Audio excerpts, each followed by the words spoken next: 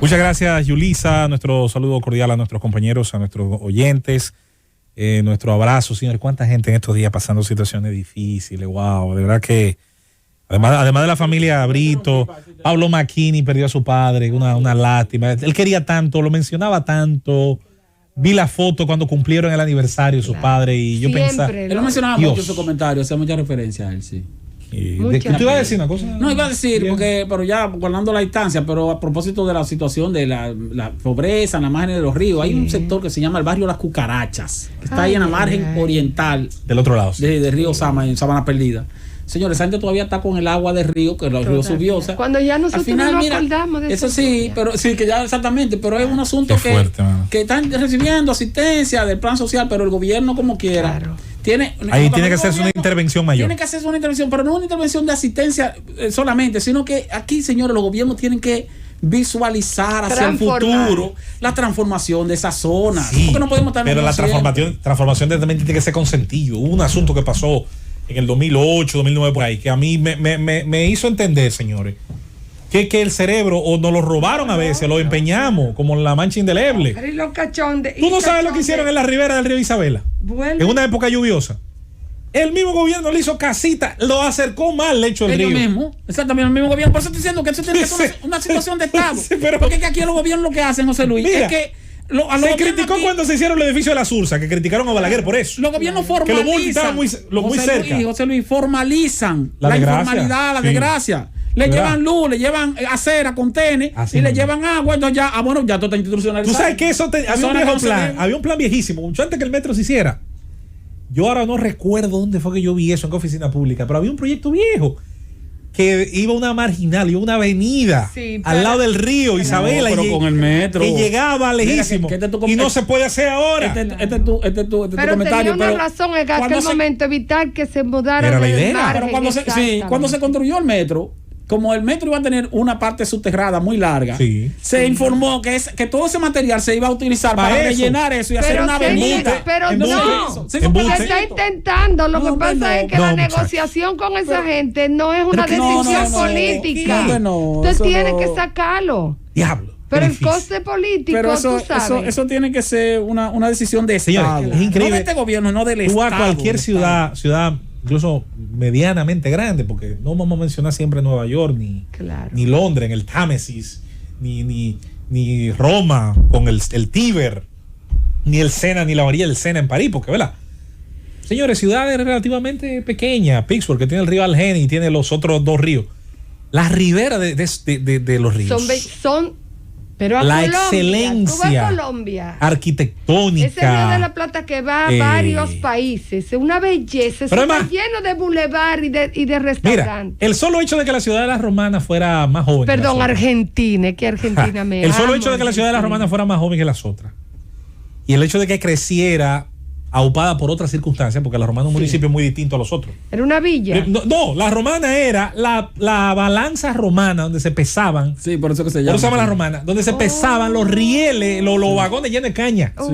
Las balanzas se llamaba romana. La balanza de tren. Claro, Y de ahí viene la romana. Vamos para la Romana. Y ese tren se va a parar en la Romana y de ahí va a seguir. Porque había que pesarlo vacío. Y había que pesarlo. Claro. Y había que pesarlo ya. Claro. Bueno. El caso es que la Romana, al crecer motivada por la economía de enclave, capítulo por cierto casi olvidado por la historiografía dominicana, solamente creo que recuerdo a Franklin Franco y algunos, los enclaves, propiedades de casi siempre empresas norteamericanas, y que tenían prácticamente su legislación, era un país dentro de un país, como de hecho sigue siendo algunos todavía. La Gulf and Western Corporation. Por ejemplo, y antes de esa, la Puerto Rico Sugar Company. Y antes la Puerto Rico. La Puerto Rico Sugar Company, correcto, que fue la antecesora de toda esa vaina. Entonces, ¿qué resulta? Ese municipio crece motivado por esas circunstancias. Y eso hizo que la margen del Chabón, pese a todo, sea una de las más cuidadas. Claro. Si tú te fijas, tiene tú cruzas el puente y tú miras. Es distinto. Eso bosque ahí, eso es una cosa bellísima. No se parece a las márgenes a las otras de otros ríos grandes que tienen ciudades. Pero bueno, miren, señores, hoy quería hablar hoy viernes. De hecho, en los minutos que nos restan, convido a mis compañeros si deciden participar. Mira, ha habido toda una discusión en las redes sociales en estos días, que primero me parece buena que ocurra, es importante que ocurra ahora y que ocurra siempre que venga en cuenta. Y segundo, demuestra, señores, lo polarizada que está la sociedad dominicana, incluso en los aspectos, no voy a decir banales, porque le faltaría el respeto tal vez a mi sociedad, pero en los aspectos que pueden perfectamente negociarse y encontrarse matices, estamos altamente polarizados. Yo siempre decía que la discusión del problema fronterizo, el problema migratorio y el problema haitiano, no importa cómo usted quiera llamarle, era la perfecta demostración de lo lejos que estamos como sociedad de encontrar puntos de avenimiento. Así. A pesar de que cuando usted luego va a la mesa de discusión se da cuenta que las dos posiciones tienen más elementos en común de lo que usted se imagina. Porque resulta que los dos puntos en discordancia, por ejemplo, en ese tema, están de acuerdo con la necesidad de generar condiciones de desarrollo a la provincia fronteriza. Y yo siempre digo, comiencen por ahí, que eso nos coloca en un consenso. El tema del aborto, ni hablar. Siempre he dicho, los sectores conservadores entiendan que hay un montón de gente conservadora que es más moderada que los sectores más radicales, y esos sectores conservadores están dispuestos a ceder. Los sectores liberales entiendan que dentro de su realidad hay gente que también está dispuesta a ceder porque viene de un extracto conservador religioso, conservador social. Claro. Entonces, ese avenimiento es lo que hace que otras sociedades puedan avanzar. Claro. No porque todo el mundo opine lo mismo. En puntos mínimos. En puntos mínimos. Decía el profesor Miguel Ángel Bastos, que lo cito varias veces aquí, uno de los mejores conocedores de la historia política universal y sobre todo europea. Yo consumo mucho sus videos. Decía que los Países Bajos, que es un ejemplo de desarrollo, muchos... los holandeses bromean mucho. Los holandeses dicen que Dios hizo Holanda y los holandeses, y Dios hizo el mundo y los holandeses hicieron Holanda, porque le han robado territorio al mar, crearon unas infraestructuras, esos diques y canales. Es una cosa preciosa, una historia como país interesantísima. Pero ¿qué resulta? Dice el profesor Bastos que una de las claves de ese desarrollo es la cantidad de diferencias que tenían entre sí, idiomáticas, religiosas, todo. De origen, y que obligaba entonces para no matarse uno con otro toda la vida. Claro. Entonces, ¿qué elemento queremos consensuar? Bueno, vamos a consensuar los impuestos. Ya dejaba de ser un problema. Vamos a consensuar los aranceles. Rotterdam, el puerto más grande de Europa. Vamos a consensuar la ley de suelo. Es uno de los países de más progreso en el tema inmobiliario. La especulación inmobiliaria genera muchísima riqueza. Vamos a consensuar las leyes agrarias. Holanda produce comida como para 400 millones de personas, teniendo una población 10 veces menor. Entonces, ¿son ellos iguales? No, hay gente que ni sabe el idioma del otro lado. Son más diferentes que nosotros. Se vivían matando hasta la guerra contra España, que fue la primera vaina que lo unificó. Cuando la gente de Flandes se hartó. Por cierto, los de Flandes hoy son belgas, pero igual eran parte de todos esos pueblos.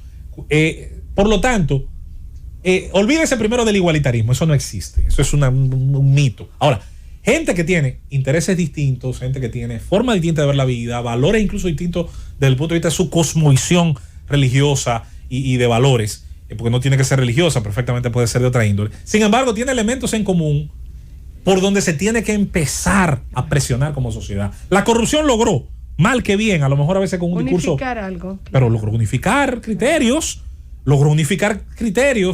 aun cuando hay sus bemoles en ese discurso. Luego está el hecho de que ahora queremos revisar el funcionamiento del Estado, y qué bueno que nos estamos abriendo a la idea de predicar una eficiencia y de que se logre, aunque sea mínimamente. Entonces, señores, el tema de la discusión ahora, por ejemplo, del tema de los niños, a mí me resulta interesante que esta sociedad discuta de si es correcto o no que un cantante salga. A lo mejor se ha ido la mano con el populismo de querer pedir la corte y la guillotina para todo. Yo creo que ahí tal vez tenemos como sociedad que volver otra vez a aterrizar en la idea de que la libertad es el estado natural de los individuos y que tiene que imponerse ¿qué? El Estado de Derecho, una investigación, un interrogatorio, una revisión de las condiciones. ¿De quiénes? De los niños dominicanos. El tema del Ismarí ha disparado unas alarmas que yo entiendo que es lo más positivo que se puede sacar esa desgracia.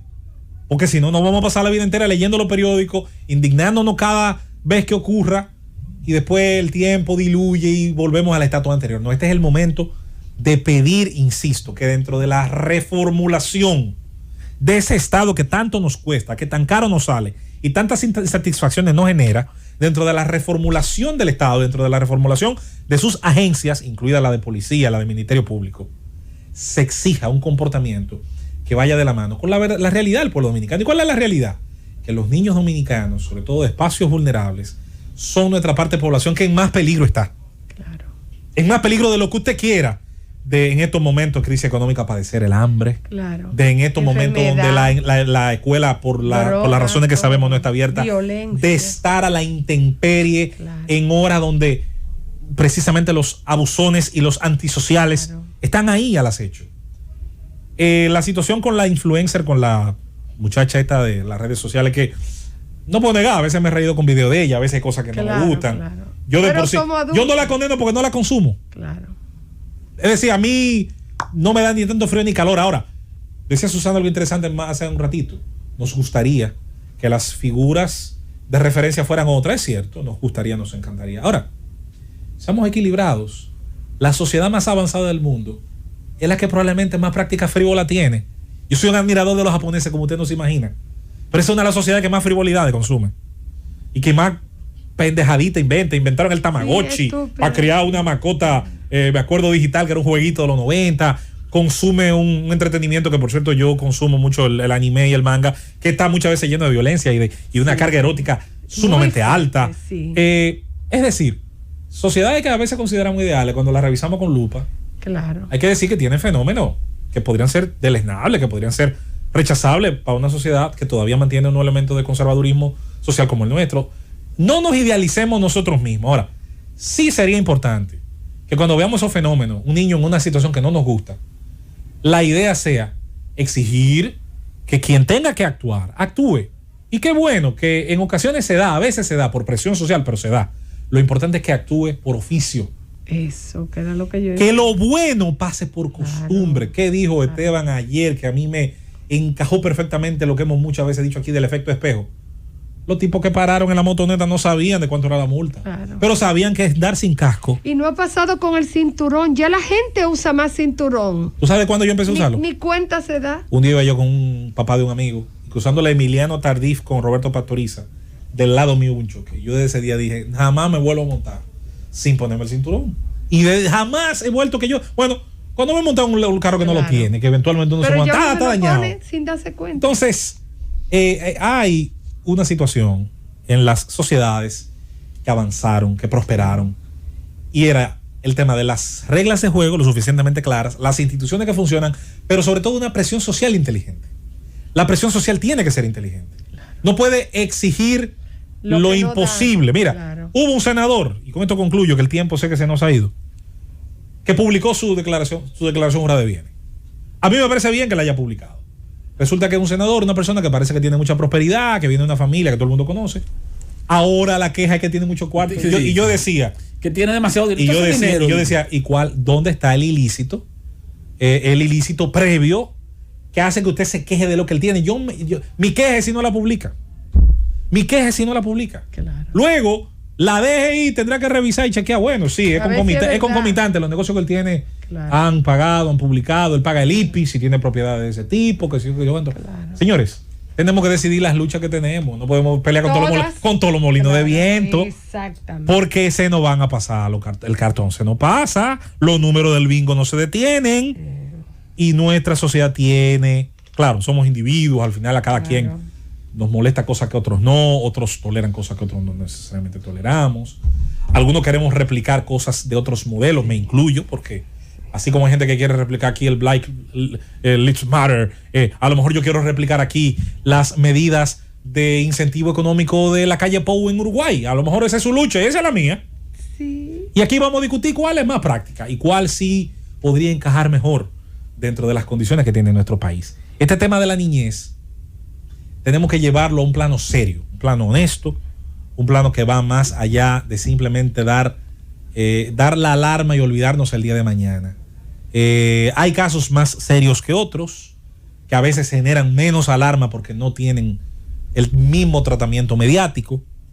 El tema de nuestros niños, qué bueno que de alguna manera la alarma social se encendió. Es lo único bueno que quizás le vamos a sacar ese hecho monstruoso, que por cierto tendremos que hablar de eso mañana tal vez o en otro momento, porque ahora me entero que están cambiando la historia, que han sugerido una serie de cosas ahí bastante curiosas sobre ese caso. Pero no dejemos de lado, como si fuera la campaña electoral, que ya no olvidamos de eso.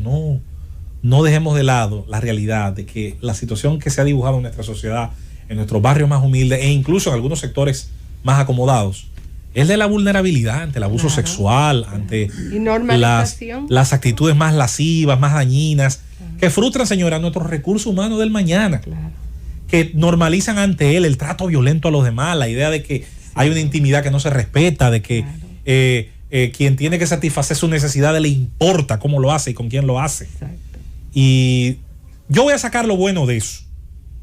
La parte que tenemos que mejorar, recordar que al final hay un Estado de Derecho que tenemos que fortalecer y que incluye respetar a veces la garantía de gente que a usted le puede parecer repugnante, de gente a la que a usted le puede parecer totalmente negativa, de gente a la que usted le quisiera decirle a los demás que no la vean, no la consuman, no la escuchen, pero que quede claro que la importancia es lograr que las instituciones funcionen, trabajen y las leyes se terminen cumpliendo.